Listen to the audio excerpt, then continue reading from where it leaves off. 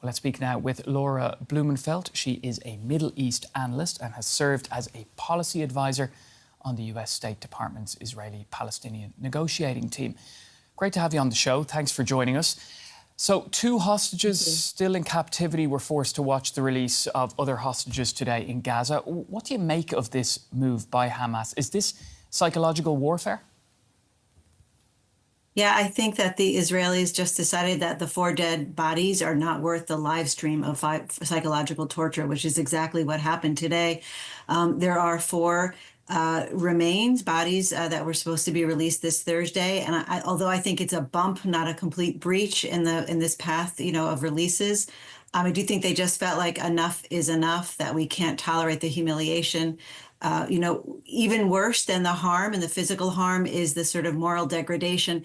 There was a moment last Thursday when they were releasing the coffins of those 2 children, 4-year-old and a 9-month-old, and what was supposed to be their mother, and an 83-year-old kibbutznik, where there was a Palestinian woman standing on the side and sort of laughing and saying, the Israelis are not as smart as we are. And so I think that this war has always been about a kind of not only of war of will, but of war of wits. And it's not so much about Israeli being strong, because they clearly were strong on October 7th, but they were not as smart as they should have been. And I think that's what's so humiliating for Netanyahu and those in power. And so they're just sort of, laying down the line and saying enough is enough. We're not going to go forward.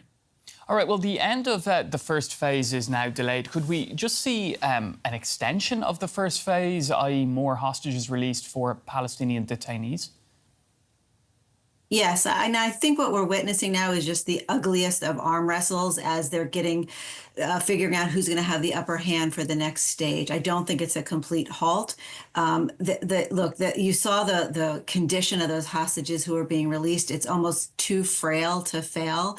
I think they will go forward. You saw Israeli opposition politicians saying that it's both a moral and a security imperative to release the hostages. The Israeli public is very much supporting the ceasefire.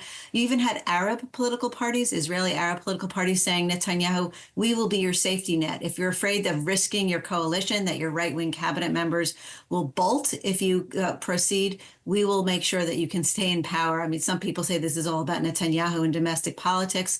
So you've got kind of the whole country saying, no more revenge, let's just go for the release. Let's talk about the state of negotiations. What are they? What are they at the moment? Well, they're fragile, but I do think that they will go forward. We're looking at the beginning of the second phase. That's where we should be right now.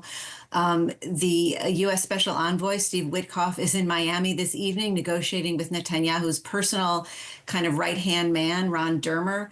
Dermer is originally from Miami. There's almost a little bit of a Florida mafia, Miami mafia here, but they sort of see eye to eye. Donald Trump has given Netanyahu not only carte blanche, but I would say an American Express platinum card on next stage going forward. He's released the 2,000-pound bombs. He's told him, do what you have to do. So there's certainly no daylight between the United States and Israel. That is different than the negotiating position when Netanyahu was dealing with President Biden, where Biden was always pushing for a ceasefire in the Middle East and supporting Zelensky in Ukraine. I think we're kind of seeing a reversal of that today, where there's strong pressure on Ukraine to settle, and saying to the Israelis, we're right with you. The U.S. Special Envoy for Hostages said Hamas will face total annihilation, and that's a quote, if they don't release the 4 American bodies that are being held and the 1 American alive. His name is Eden Alexander. Remember that name, because he could be the guy who leads us out of this mess.